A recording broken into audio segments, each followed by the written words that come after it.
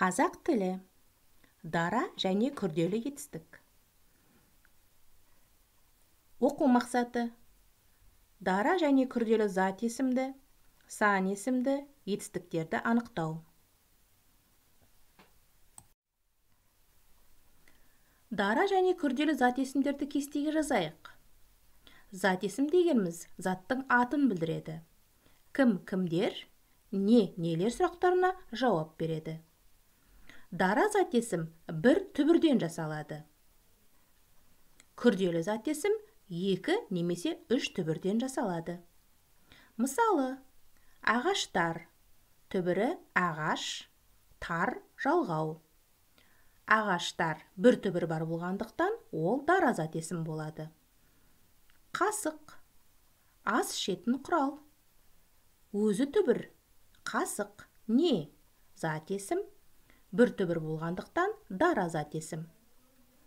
Ақтөбе, бірінші түбірі ақ, екінші түбірі төбе. Ақ, төбе. 2 түбірден жасалған қала атауы, күрделі зат есім.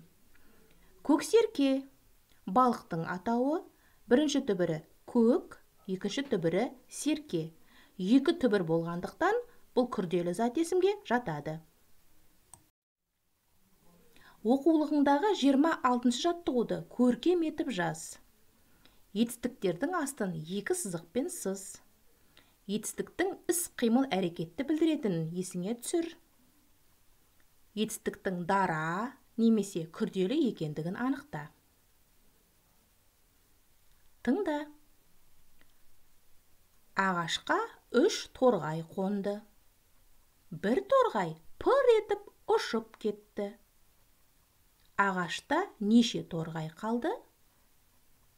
Жауабын жаз. Енді жазған мәтініңнен сан есімдерді тап. Астын ирек сызықпен сыз. Сан есім заттың санын білдіреді, яғни цифрды білдіреді.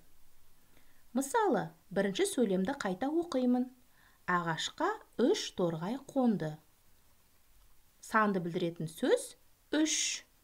Сұрағы неше? 3 сөзінің астын ирек сызықпен сызамыз. Ары қарайда тапсырманы өзің орында. Келесі тапсырма. Дара сан есім мен күрделі сан есімдерге мысалдар тізбегін жаз. Дара сан есім бір сөзден жасалады. Мысалы, 30. Ал күрделі сан есім 2-3 сөзден жасала береді. Мысалы, 52. Енді осы кестені ары қарата сөздер тізбектеп өзің жалғастыр.